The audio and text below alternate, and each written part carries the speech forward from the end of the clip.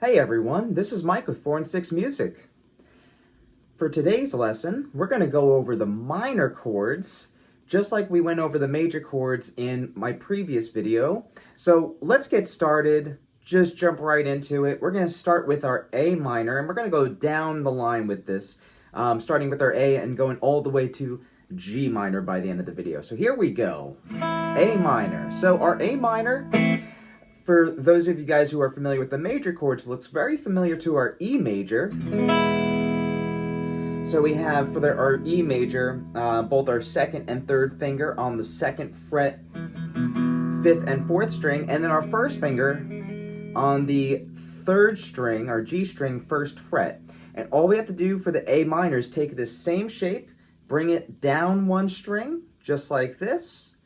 And then rather than starting from our sixth string, we're going to start from our fifth string. And that's what our A minor should sound like. Kind of similar to what I talked about in that lesson, make sure when you're playing these chords, your fingers are curled and they're arched. So they should look like this. I always use the pen rule just to illustrate this. So I should be able to fit a pen underneath your hands, underneath your fingers, between your fingers and the neck of the guitar. If I cannot do that, let's say if your fingers are hugging the neck just like this and I cannot get the pen through it, it's going to sound like this. So it's either the pressing of the fingers is too much, and on top of that, the fingers are not arched, so they're kind of a little bit flat like this, which you want to avoid. Again, you want to try to make sure your fingers are rounded like this, not flat, because if that is the case, the chord's not going to sound good. So you want to make sure proper posture with your left hand, not just for the A minor, but for all of these chords, right? So again, we have our A minor. And going into our B minor, what we're going to do is we're going to take the same shape of our A minor, and we're just going to switch our fingers around. Because if you guys saw some of my previous videos when I go over bar chords, specifically the major chords video, I do talk about the bar chords in relation to some open chords, right? So our A minor would be considered an open chord because we have open strings involved with this chord. For that A minor, all I'm going to do, again, switching my fingers around, I'm going to use my third and fourth finger, my ring and pinky, in place of my my second and third finger. And then I'm going to take my second finger and I'm going to replace that with the first finger on the second string, first fret. So it looks like this. Still the same chord, just different fingerings. So I'm going to take this shape.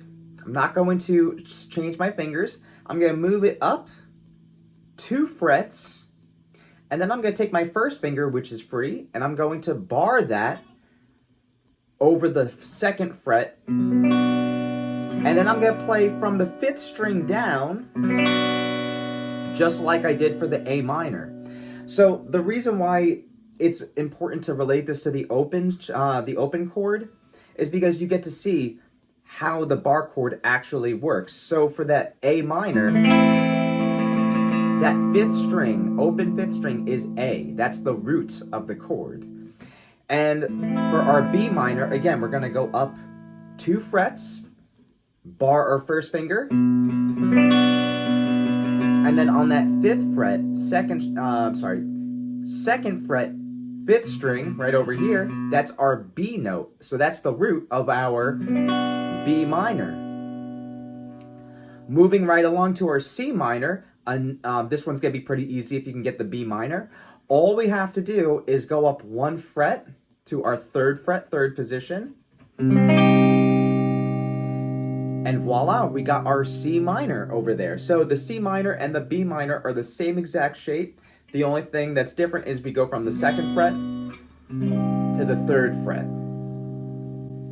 And the nice thing about bar chords is as long as you know where the root is, you can play these bar chords everywhere. So D minor, starting on the 5th fret, because our 5th fret, 5th string is D.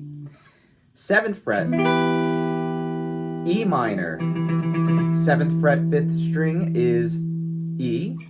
And then we go up to our 8th fret, 8th position, F minor, 10th fret, 10th position, G minor, and then our octave going up to the 12th fret, our A minor, which is basically a repeat of the open A minor. So the bar chords are very helpful, very useful, because again, if you know the shape of the chord and you are familiar with the notes on both the 6th and the 5th string, because those are generally where you're going to have the bar chords, either 5 strings or 6 strings.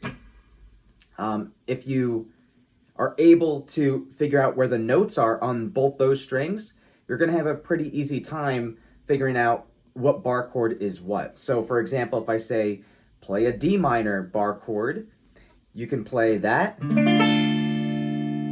or you can play that. And that second shape I'm going to show you when we get to our F minor chord, right? So just recapping, A minor, B minor, C minor. Yes, the D minor, our next chord, we can go up to our 5th fret, 5th position, but we also have an open D minor chord. So it's a little bit different than our B minor and C minor, which don't have open strings to them. So our D minor will sound and look like this. So this is an open chord, only playing 4 strings, starting with our open 4th string. Then we're going to take our 2nd finger, put it on the 2nd fret of our 3rd string, our 3rd finger, 3rd fret of our 2nd string, and our 1st finger, 1st fret of our 1st string. And this one's a little tricky, specifically between the 2nd and the 1st strings, because it's very easy for that 3rd finger to get in the way of that 1st string. And if that happens, it sounds more like a D power chord or a D5 chord compared to a D minor, because that 1st string is giving us the 3rd of the chord. And again, for these chords, all these chords are 3-note chords. So we have our root, our 1st note, the 3rd, our 2nd note, and the 5th, our 3rd note. And between the major and the minor chords, our root and our 5th stay the same. They don't change whatsoever. What changes is the 3rd.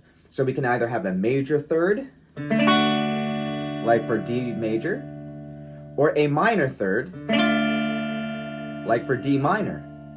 But again, if you're not able to hit that 1st string because your 3rd finger is blocking that 1st string,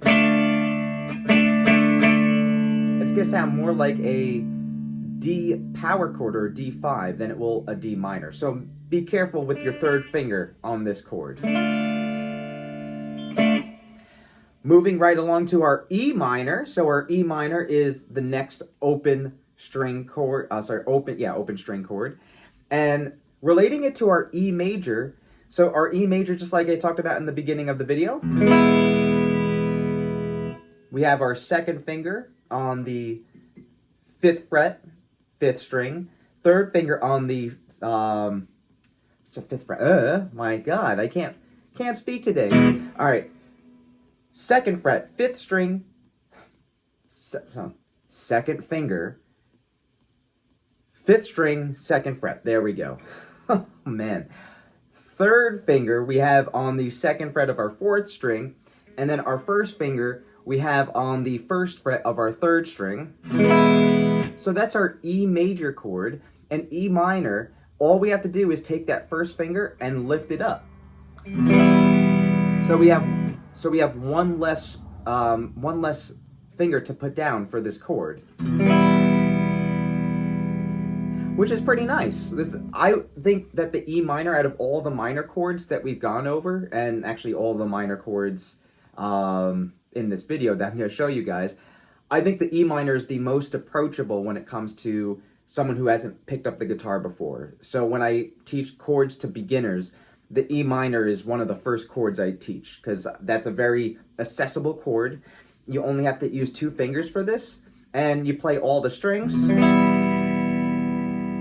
which is nice because you don't have to worry about just playing a couple of strings or like 4 strings like you would for the D minor, which can be a little bit tricky for beginners when they're not used to playing a specific amount of strings. So we have our E minor. Now for the F and the G minor, both of these are going to be bar chords, and we're going to approach this the same way that we did for the B minor and the C minor, relating that to the A minor.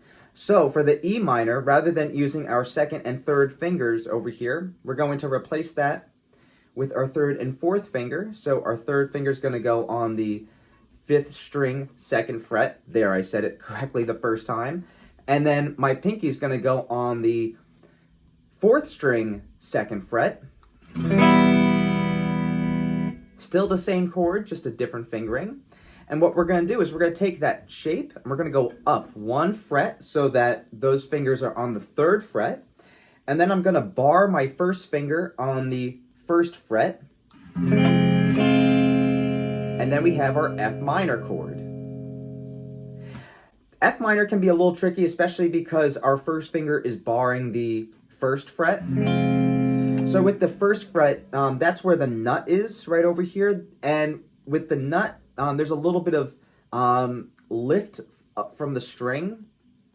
So if your finger's in the middle of the fret, like it would be for some of the other frets, it's going to be a little bit trickier to press down and get the pressure that you need in order to get that nice and clear. Like for me, I really have to press down a lot harder when my finger is closer to the middle. So for the 1st fret, any chord that's on the 1st fret as far as like a bar chord goes, what my suggestion is making sure that your finger is closer to the metal fret than some of the other frets. And the reason why that is because it's going to be a little bit easier as far as applying the needed pressure for that chord without having to press down too hard, right? So that's our F minor, starting on the 1st fret, 1st position. And then for our G minor, we're going to take that same shape and we're going to bring it up to the 3rd fret or 3rd position. And that's our G minor. So let's recap all the chords. So we have our A minor, B minor, C minor, D minor, E minor, F minor, and G minor. I hope that was helpful for you guys. If you have not checked out my major chords video in which I go over the major chords, definitely check that out, because in that video I go over common mistakes that a lot of beginners make on playing chords, which could easily be applied to these minor chords. But I don't want to be redundant and say the same exact thing that I said in that video. So if you had not had the chance to watch that, I recommend watching that video. So anyway, those are the minor chords. Practice those at home, and remember, especially with those bar chords, make sure that you add enough pressure with your first finger. Otherwise, if you don't have enough pressure, it's going to sound like that, and we don't want our chords to sound all muddy and muddled like that. We want to make sure they come out nice and clear, and that requires pressure, right? So practice those, memorize them, utilize them in songs. Hope that was useful for you guys and beneficial. If you would like to book a lesson with 4-on-6 Music, you can fill out the booking form in the description box below. I'll get back to you within 24 hours. So until the next video, I'll see you guys then. Rock and roll.